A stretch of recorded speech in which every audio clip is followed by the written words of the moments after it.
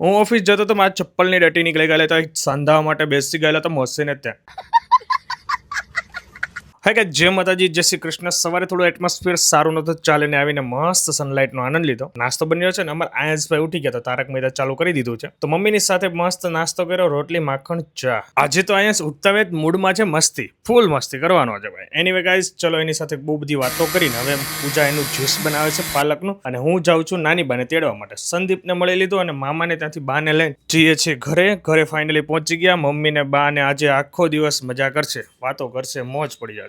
હું ઓફિસ જતો તો મારા ચપ્પલની ડટી નીકળી ગયેલી તો સાંધાવા માટે બેસી ગયેલા તો મોસીને ત્યાં. ઓફિસનું થોડું વર્ક ડન કરીને આવી ગયો આશીષભાઈને ત્યાં કામ કર્યું અને ઘણા સમય પછી મળ્યા હતા. બપોરે ઘરે ભોજન માટે આવ્યા તો પૂરી બની રીતે રસ મોરડિયાનો અને સંગીતાના ખમણ જોરદાર ફૂલ ડીશનો આનંદ લેવાનો છે આજે. શિવાંશભાઈ આવી ગયા સ્કૂલથી, પછી મસ્ત ભોજન કરીને થોડી વાર બેઠો, પછી હું જાઉં ઓફિસનું વર્ક કરીને પછી થોડી વાર મેચ જોઈને આજે વહેલો નવરો થઈને ઓફિસેથી ઘરે જાઉં છું બીકોઝ બા આવ્યા છે તો થોડી ઘણી વાતો કરીએ અને મજા કરીએ. હું ને પૂજા શિવાંશ માટે લંચ બોક્સ એક ફ્રૂટ માટે નાનું લઈ આવ્યા, પછી નાળિયેર પાણી લેતા આવ્યા હતા. બાને અને મમ્મીને બધા નાળિયેર પાણી પાઈને બસ હવે એમને લોકોને મૂકવા મારે જવાના છે તો બાને મૂકીને આવીને ઘરે પછી આરામ કરતો હતો ને અને અમારા ભૂરાની સાથે મસ્તી કરતો હતો. એની ગાઈસ વિડીયો તો આવો short and simple blog game હોય તો લાઈક ફોલો કરવાનું ભૂલતા નહીં. બાય બાય, જય સોમનાથ, જય શ્રી કૃષ્ણ, જય માતા.